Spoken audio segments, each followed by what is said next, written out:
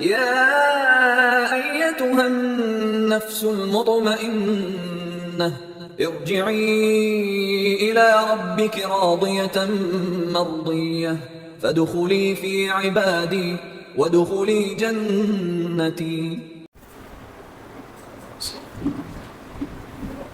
إن الحمد لله نستعينه ونستغفره ونعوذ بالله من شرور أنفسنا ومن سيئات أعمالنا. من يهده الله فلا مضل له ومن يضلل فلا هادي له. وأشهد أن لا إله إلا الله وحده لا شريك له وأشهد أن محمدا عبده ورسوله. يا أيها الذين آمنوا اتقوا الله حق تقاته ولا تموتن إلا وأنتم مسلمون. يا أيها الناس اتقوا ربكم الذي خلقكم من نفس واحدة وخلق منها زوجها وبث منهما رجالا كثيرا ونساء واتقوا الله الذي تساءلون به والأرحام إن الله كان عليكم رقيبا. يا أيها الذين آمنوا اتقوا الله وقولوا قولا سديدا يصلح لكم أعمالكم ويغفر لكم ذنوبكم ومن يطع الله ورسوله فقد فاز فوزا عظيما. اللهم صل على محمد وعلى آل محمد كما صليت على إبراهيم وعلى آل إبراهيم إنك حميد مجيد. اللهم بارك على محمد وعلى آل محمد كما باركت على إبراهيم وعلى آل إبراهيم إنك حميد مجيد. رب اشرح لي صدري ويسر لي أمري واحلل عقدة من لساني يفقهوا قولي. ربي زدني علما. சூரியன் உதயமாக கூடிய தினத்தில் சிறந்த தினமான ஜும்மா தினத்தில் ஒன்று கூடியிருக்கிறோம். சொல்லப்படக்கூடிய கருத்துக்களை கொண்டு அல்லாஹ் ரப்புல் ஆலமீன் உங்களுக்கும் எனக்கும் ஈமானையும் இறையத்தையும் அதிகப்படுத்துவானாக. நாம் இந்த ஜும்மா உரையில் பார்க்க இருக்கின்ற தலைப்பு எல்லா உயிர்களையும் நேசிக்க சொல்லும் இஸ்லாம் என்ற தலைப்பில் பார்க்க இருக்கிறோம். அல்லாஹ் ரப்புல் ஆலமீன் இந்த பூமியில் உள்ள அனைத்தையும் அல்லாஹ் ரப்புல் ஆலமீன் மனிதனுக்காக படைத்தான். மனிதன் எதற்காக படைக்கப்பட்டான் என்றால் அல்லாஹ்வுக்கு நன்றி செலுத்துவதற்காக படைக்கப்பட்டுள்ளான்.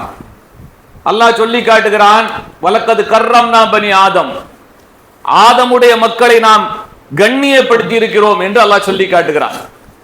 அப்போ மனிதர்கள் உயர்ந்த அந்த படைப்பாகிய படைப்புகள்ல உயர்ந்த படைப்புனா அது மனிதன் மட்டும்தான்.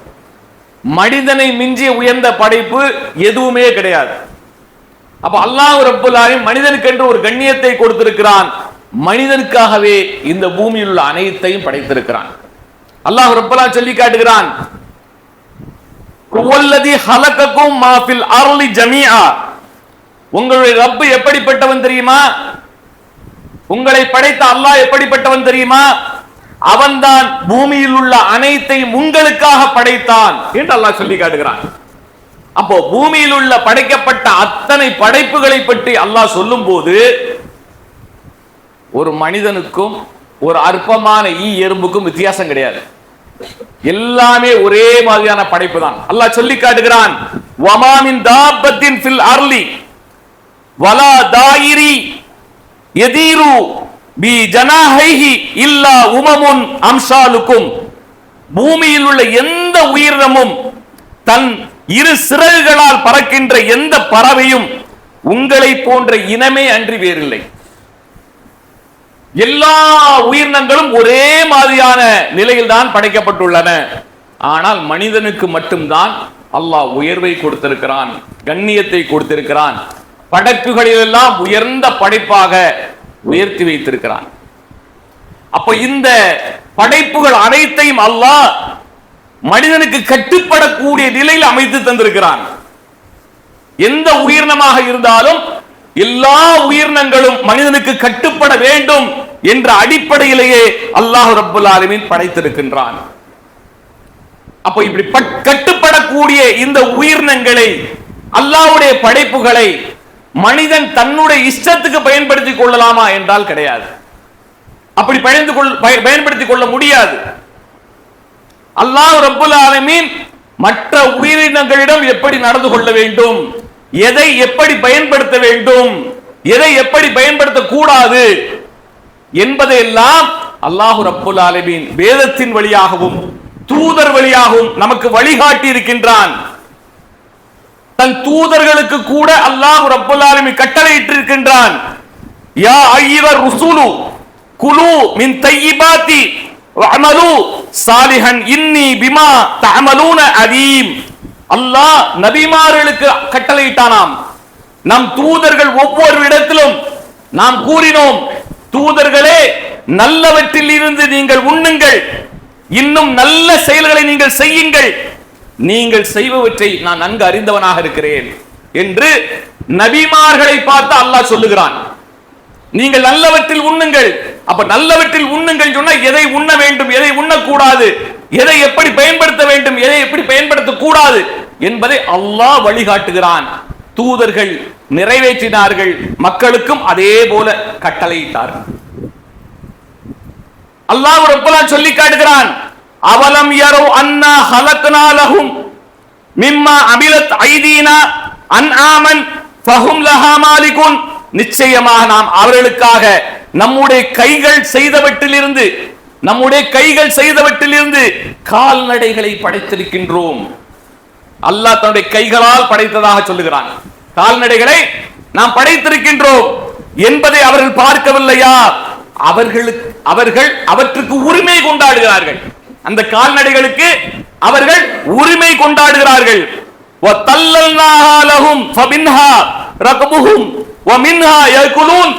அல்லாஹ் மேலும் சொல்லி காட்டுகிறான், அவர்களுக்கு அவற்றை கீழ்ப்படியுமாறு செய்துள்ளோம்.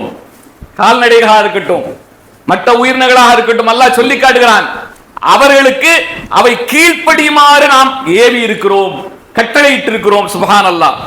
அவற்றிலிருந்து அவர்கள் வாகனமாக பயன்படுத்துகிறார்கள், அவற்றிலிருந்து சிலவற்றை புசிக்கிறார்கள்.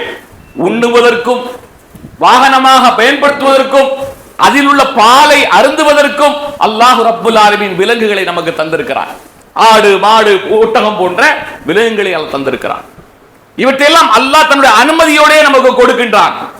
அப்ப அனுமதியோடு கொடுக்கப்படக்கூடிய இவற்றை நாம் எப்படி பயன்படுத்த வேண்டும், எப்படி பயன்படுத்த கூடாது, அந்த கால்நடைகளை எப்படி கண்ணியமாக நடத்த வேண்டும் அல்லாஹ் சொல்லி காட்டுகிறான். நீங்கள் காலையில் மேய்ச்சலுக்காக அவைகளை கால்நடைகள் அனுப்பும் போதும், அது மாலையில் உங்களிடம் திரும்பி வரும் போதும் ஒரு பொலிவு இருக்கிறது, அதில் ஒரு அழகு இருக்கிறது என்று அல்லாஹ் சொல்லி காட்டுகிறான்.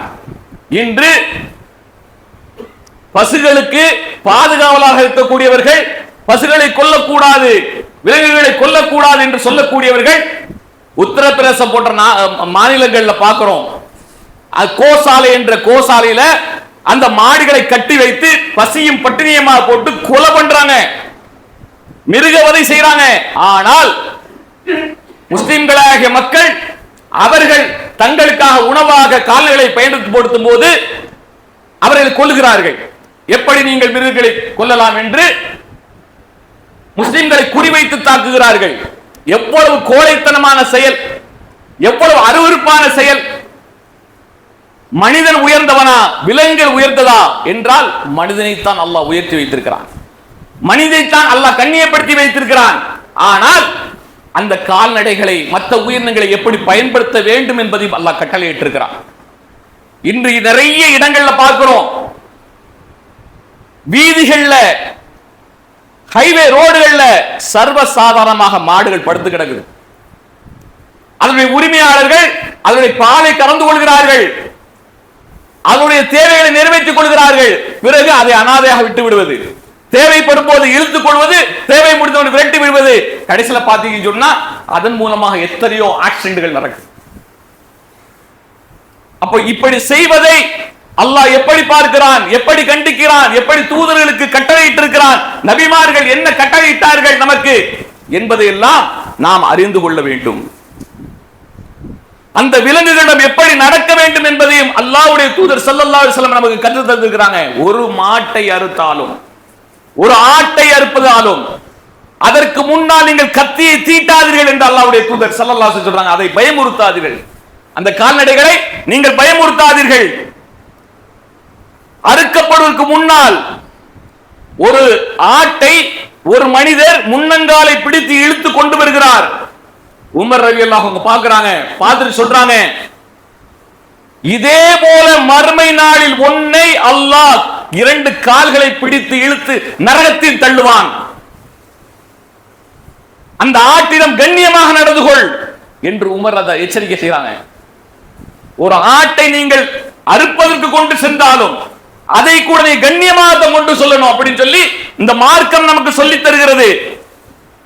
அதே போல மிருகங்கள் ஏதாவது தவறு செய்து விட்டால் அந்த மிருகங்களை நீங்கள் தண்டிக்க கூடாது என்பதாகவும் மார்க்கம் சொல்லுகிறது. நாம ஏதாவது ஒரு தேவைக்காக ஒரு பொருளை வைத்திருப்போம், உண்ணுக்கூடிய பொருளை வச்சிருப்போம். அந்த பொருளை நாம் வளர்க்கக்கூடிய பிராணிகள் சாப்பிட்டு விட்டால் கூட அதற்காக அதை தண்டித்து விடக்கூடாது. இது மார்க்கம் சொல்லக்கூடிய முறை. அதே போல தன்னுடைய வாகனத்தை கூட சபிக்க கூடாது என்று அல்லாஹ்வுடைய தூதர் ஸல்லல்லாஹு அலைஹி வஸல்லம் எச்சரிக்கை செய்தாங்க. நபி ஸல்லல்லாஹு அவங்களோட பயணம் பண்ணக்கூடிய நிலையில ஒரு பெண்மணி ஒட்டகத்துல வந்து கொண்டிருக்கும் போது அந்த ஒட்டகம் கொஞ்சம் சண்டித்தனம் பண்ணுது.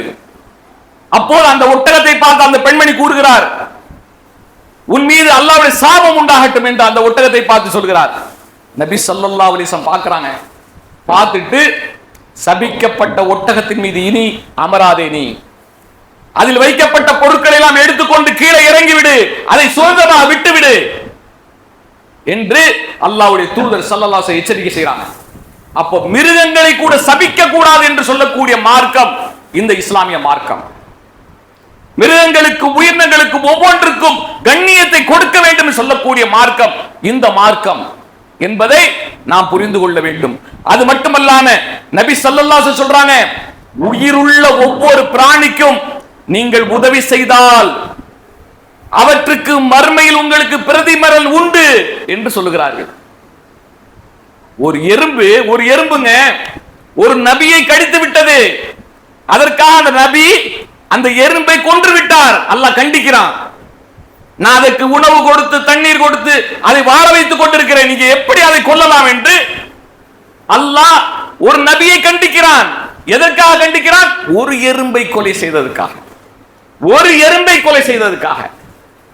அப்போ ஒவ்வொரு உயிர்களும் அல்லாஹ்விடத்தில் மதிப்பு மிக்கவை. அந்த உயிர்களை கண்ணியப்படுத்த வேண்டும்.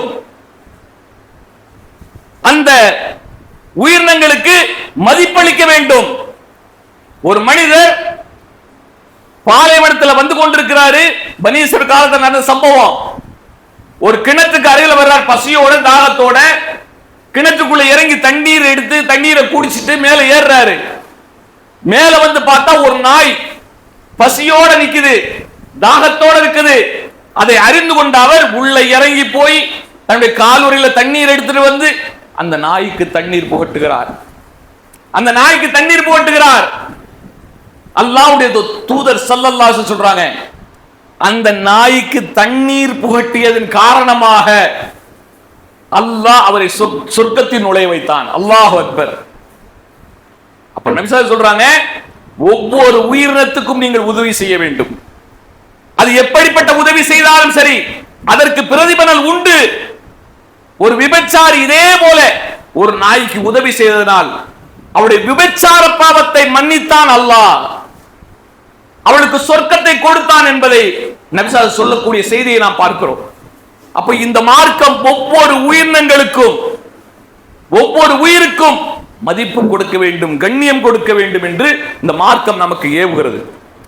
அல்லாஹ்வுடைய தூதர் ஸல்லல்லாஹு அலைஹி வஸல்லம் சொல்றாங்க, வாகனங்கள்ல போறவங்க, ஒட்டகத்துல போகக்கூடியவங்க, குதிரையில போகக்கூடியவங்க சில சமயங்கள்ல வாகனத்தை விட்டு இறங்காமலேயே வாகனத்தை அமர்ந்து கொண்டே ஸ்டைலா அதுல சாஞ்சுக்கிட்டு இன்னொரு வாகனத்தில் இருக்கவங்க ரொம்ப நேரம் பேசிட்டு இருப்பாங்க.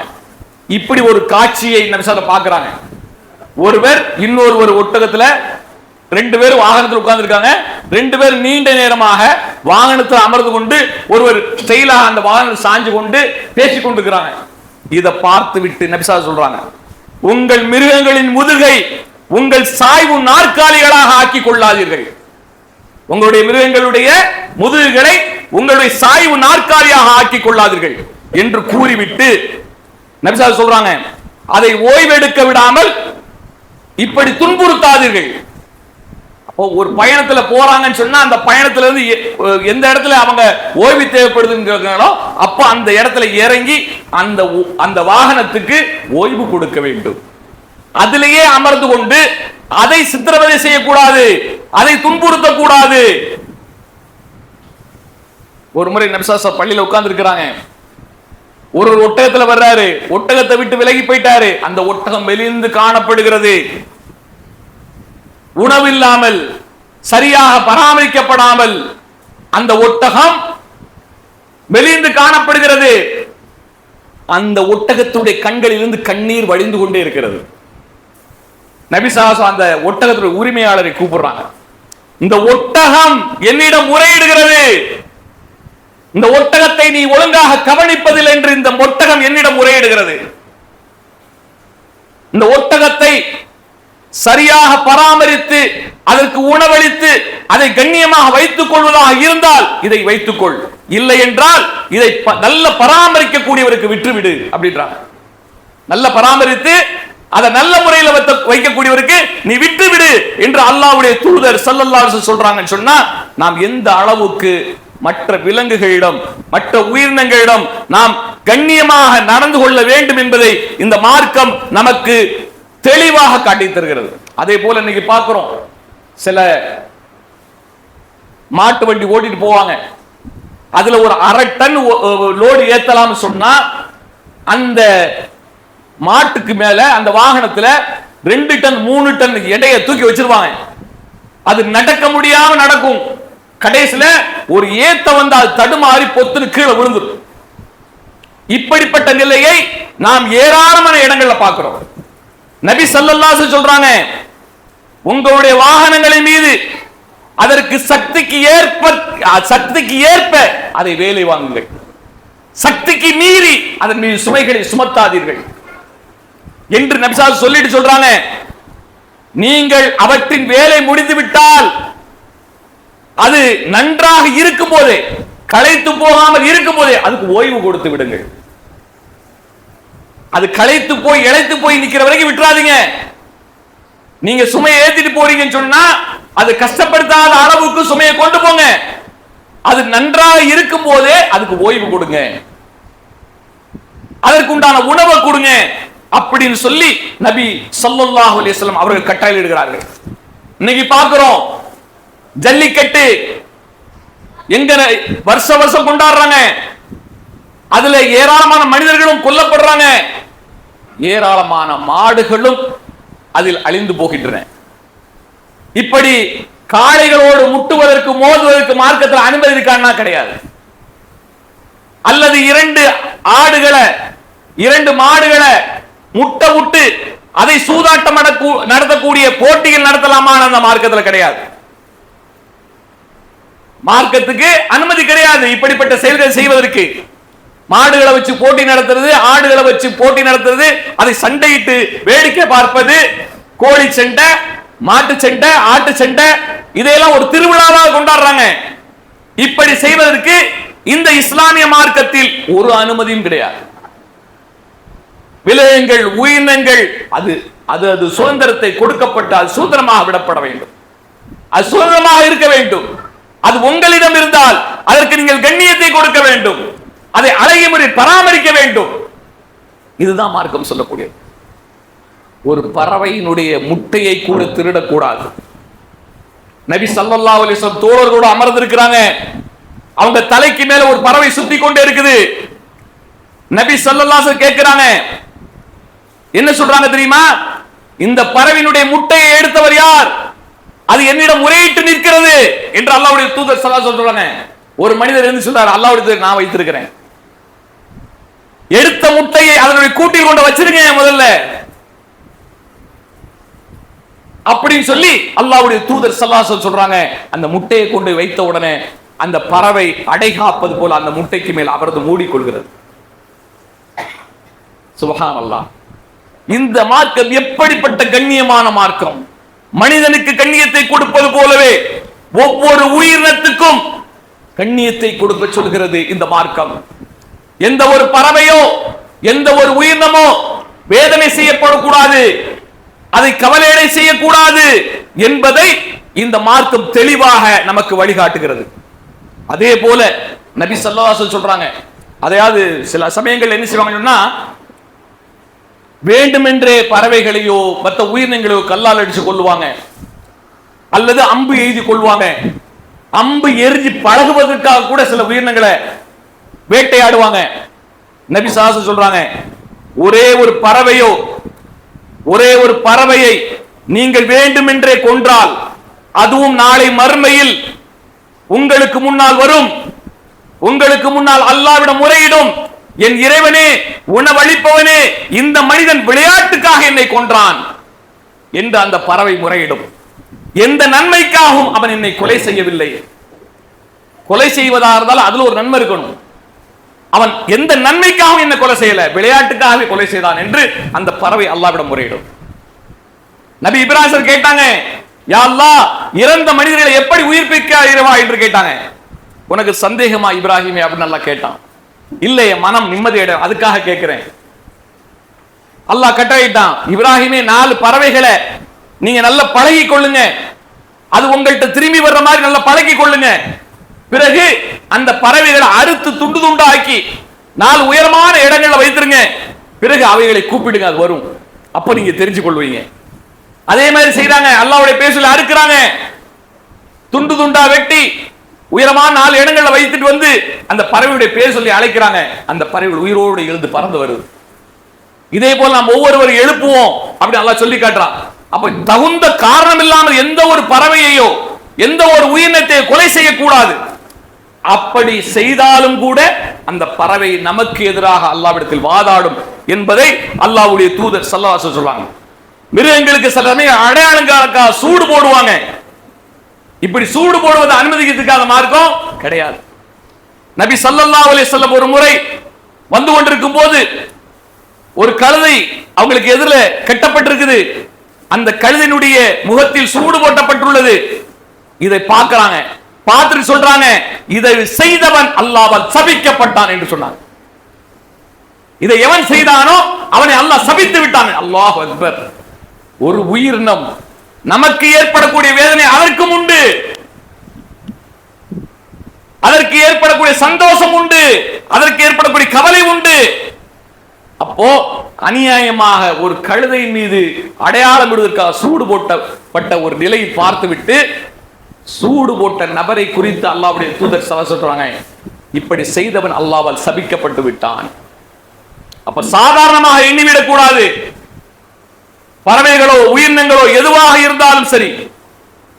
உமர் இப்னு அப்துல் அசீஸ் ரஹ்மத்துல்லாஹி அலைஹி அவங்க ஆட்சி செய்தாங்க. அவங்களுடைய ஆட்சி காலத்துல சில சட்டத்திட்டங்கள் போட்டாங்க. அதுல உயிரினங்களுக்காக சில சட்டத்திட்டங்கள் போட்டாங்க. குதிரைகளை சாட்டையால் அடிக்க கூடாது, தார்கம்பால் குத்தி வேதனை செய்யக்கூடாது, மூக்கை குடைந்து கடிவாளம் போடக்கூடாது. இப்படி எல்லாம் சட்டம் போட்டாங்க உமர் இப்னு அப்துல் அசீஸ் ரஹ்மத்துல்லாஹி அலைஹி. அப்படி இதை செய்தால் அவர்கள் தண்டிக்கப்படுவார்கள் என்று சொல்லப்பட்டது.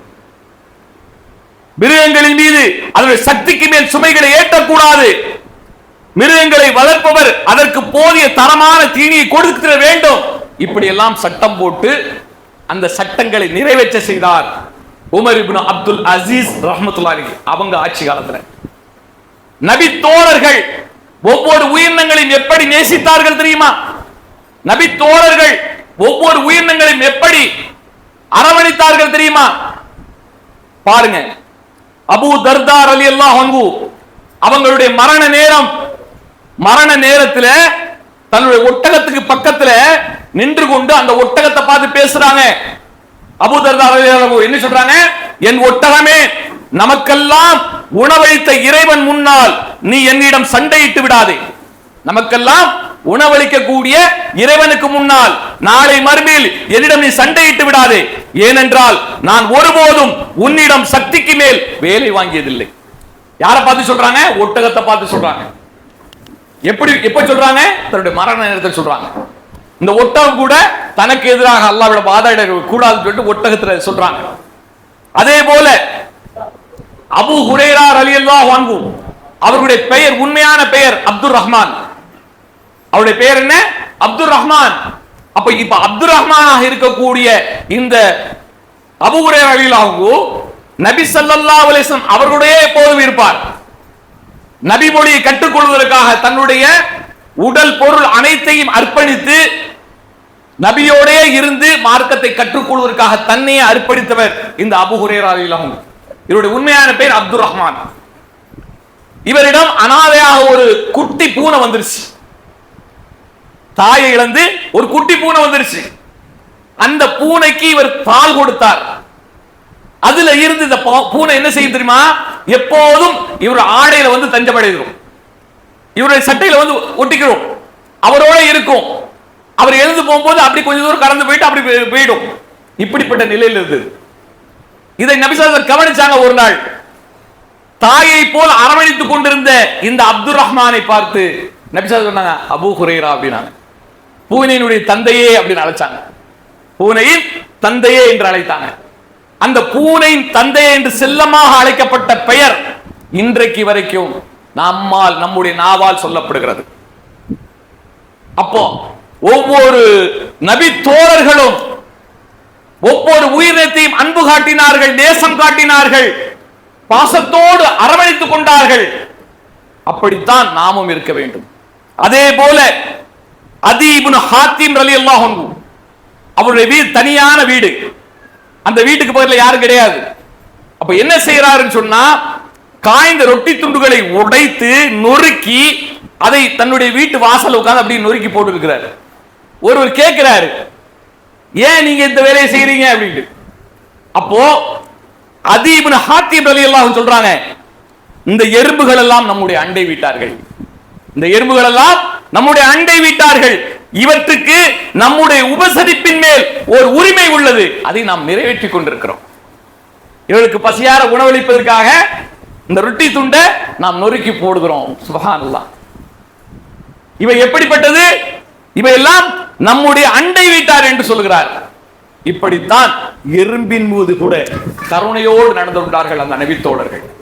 நாம் மற்ற உயிரினங்களிடம் எப்படி நடந்து கொள்கிறோம் என்பதை கவனிக்க வேண்டும். அதே போல மனிதனுக்காக படைக்கப்பட்ட இந்த உயிரினங்கள்ல எந்த உயிரினம் மனிதனுக்கே தீங்கிழைக்க கூடியதாக இருக்குதோ அவைகளை கொலை செய்வதற்கும் இந்த மார்க்கத்தில் அனுமதி இருக்குது. அந்த உயிரினங்களை கொலை செய்வதற்கும் அனுமதி இருக்கிறது. நபி ஸல்லல்லாஹு அலைஹி வஸல்லம் சொல்றாங்க, தீங்கி இழைக்கக்கூடிய பிராணிகள், அந்த பிராணிகள் ஹரம் என்ற புனித எல்லைக்குள் இருந்தாலும் அதை கொல்லலாம். புனிதமான எல்லைக்குள்ள இருந்தாலும் கொல்லலாம். அது என்ன? எலியாக இருந்தால் கொல்லலாம், தேளாக இருந்தால் கொல்லலாம், பருந்தாக இருந்தால் கொல்லலாம், காக்கையாக இருந்தால் கொல்லலாம், வெறிநாயாக இருந்தாலும் கொல்லலாம். பாருங்க, ஒரு 2 நாளைக்கு முன்னாடி வாணியம்பாடி புதூர் என்ற கிராமத்துல 3 சிறுவர்கள் உட்பட 7 பேரை துரத்தி ஒரு வெறிநாய் கடிச்சிருக்குது. அத்தனை பேர் ஆஸ்பத்திரியில் இருக்காங்க. இந்த சம்பவங்கள் தொடர்ச்சியாக எல்லா மாநிலங்களிலும் தொடர்ந்து நடக்குது.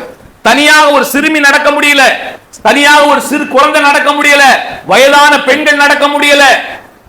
தனிமையில போகக்கூடிய வயதானவர்களாக இருந்தார், சிறுவர்களாக இருந்தார், ஒட்டுமொத்தமாக ஒரு 4 நாய் 5 நாய் சுத்தி கொன்று விடுகிறது. ஆனால் இந்த நாய்க்கு வக்காலத்து வாங்குறாங்க. அந்த நாயால் பாதிக்கப்பட்ட மனிதனுக்கு பரிதாபப்படக்கூடிய இந்த உலகத்தில் யாரும் இல்லை. அப்படிப்பட்ட நிலைமையை பார்க்கிறோம். அப்ப இந்த மார்க்கம் என்ன சொல்கிறது? வெறி நாயா என்ற கொன்னுடு, அதை உயிரோடு விடாத. அப்போ தீங்கு தரக்கூடிய பொருள் நம்மை நெருங்கி வந்தால் அது எந்த உயிராக இருந்தால் கொள்ளலாம். பள்ளியாக இருந்தால் ஒரே அடியாக அடித்து கொள்வதற்கு 100 நன்மை என்று அல்லாஹ்வுடைய தூதர் ஸல்லல்லாஹு அலைஹி வஸல்லம் சொல்றாங்க. உணவு ஆக்கப்பட்டு கொண்டிருக்குது, அப்படி பள்ளி ஒன்று கிராஸ் ஆகுது, பொத்துன அந்த குழம்புல விழுந்துருச்சுன்னா அத்தனை பேருக்கும் பாந்தி பேதின்னு வந்துடும். அப்போ ஒரு பள்ளியால் எத்தனை உயிர்கள் பாதிக்கப்படுது. அப்ப நபி ஸல்லல்லாஹு அலைஹி வஸல்லம் சொன்னாங்க, பள்ளியை கண்டால் ஒரே அடியாக கொன்று விட்டால் 100 நன்மை என்று அல்லாஹ்வுடைய தூதர் ஸல்லல்லாஹு அலைஹி வஸல்லம் சொல்றாங்க. பாம்பு உங்கள் வீட்டுக்குள் வந்து விட்டால் உடனே அதை விரட்டுங்கள், சென்று விட்டால் விட்டு விடுங்கள், இல்லை என்றால் கொன்று விடுங்கள் என்று அல்லாஹ்வுடைய தூதர் ஸல்லல்லாஹு அலைஹி வஸல்லம் சொன்னார். அப்போ மனிதனுக்கு தீங்கு தரக்கூடிய எந்த உயிரினமாக இருந்தாலும் அதை கொல்லலாம். ஏன்னா மனிதனை விட உயர்ந்த படைப்பு வேறும் கிடையாது. மற்றவை எல்லாம் மனிதனுக்காக படைக்கப்பட்டது. அப்போ மனித உயிர்களை நேசிக்க வேண்டும், மனித உயிர்களிடம் பாசமாக நடந்து கொள்ள வேண்டும் என்பதை நாம் அறிந்து கொள்ள வேண்டும். அதன் அடிப்படையில் வாழக்கூடிய பாக்கியத்தை வல்ல ரஹ்மான் நமக்கு தந்தருவானாக.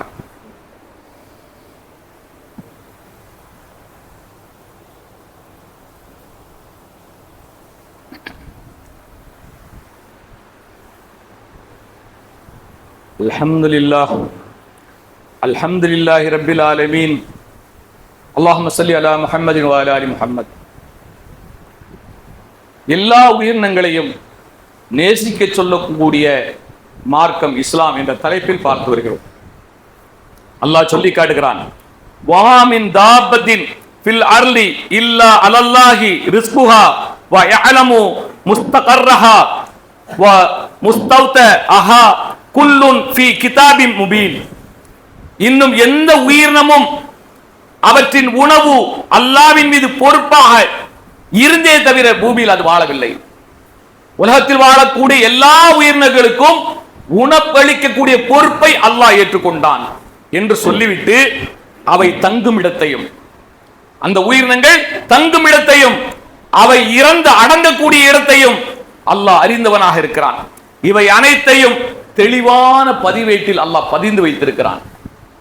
தேனிக்கு நாம் கட்டளையிட்டோம், உயர்ந்த இடத்தில் நீ கூட்டம் அமைத்துக் கொள்ள சொன்னோம் அப்படின்னு சொல்லி கேட்டான். அப்ப எந்தெந்த உயிரினங்களுக்கு எங்கெங்க வாழ வேண்டும் என்று வழிகாட்டியவன் அல்லாஹ். நம்மிடம் அடைக்கலம் தேடி ஒரு பூனையோ அல்லது ஒரு உயிரினமோ நம்மிடம் வந்தால் அதற்கு அடைக்கலம் கொடுக்க வேண்டும், நம்மால் முடிந்தால் உணவளிக்க வேண்டும், அல்லது அதை சுதந்திரமாக விட்டுவிட வேண்டும். நபி ஸல்லல்லாஹு அலைஹி சொன்னாங்க, ஒரு பெண்மணி தன்னுடைய வீட்டில் ஒரு பூனையை கட்டி வைத்தாள். அந்த பூனைக்கு உணவளிக்கவில்லை, தண்ணீர் கொடுக்கவில்லை, அது அப்படியே செத்து விட்டது பசியால். அவள் நரகத்தில் நுழைவிக்கப்பட்டாள். அப்போது வானவர்கள் கூறினார்கள், நீ அந்த பூனையை நீ சுதந்திரமாக அவிழ்த்து விட்டிருக்கலாமே, அது ஏதாவது உணவை அல்லாஹ்வின் பாதையில் தேடி எடுத்துக்கொள்ளுமே, நீ அந்த சுதந்திரத்தை கொடுக்காததால் தான் அல்லாஹ் உன்னை நரகத்தில் புகுத்தினான் என்ற காரணத்தை அந்த பெண்மணிக்கு அந்த வானவர்கள் கூறினார்கள் என்று அல்லாஹ்வுடைய தூதர் ஸல்லல்லாஹு அலைஹி வஸல்லம் சொல்றாங்க. அதே போல நாய் வளர்க்கக்கூடிய வீடுகளில், நாய் இருக்கக்கூடிய வீடுகளில், உருவப்படங்கள் இருக்கக்கூடிய வீடுகளில் வானவர்கள் நுழைய மாட்டார்கள் என்று அல்லாஹ்வுடைய தூதர் ஸல்லல்லாஹு அலைஹி வஸல்லம் சொல்றாங்க. ஆனால் வேட்டைக்காக நாயை பயன்படுத்தலாம், அது தோட்டத்தில் வைக்கலாம், பாதுகாப்பாக நிறுத்தி வைக்கலாம், வேட்டையாடுவதற்காக நாயை பயன்படுத்தலாம் என்று சொல்ற மார்க்கம் நாயை வீட்டுக்குள் வைக்கக்கூடாது. இன்னைக்கு பார்க்கிறோம் எத்தனை வீடுகள்ல நாய் ஒரு எப்படிப்பட்டதாயிடுச்சுன்னா, வீட்டில் ஒரு செல்ல பிராணி மட்டும் இல்ல, குடும்பத்தில் ஒன்றாய் போச்சு.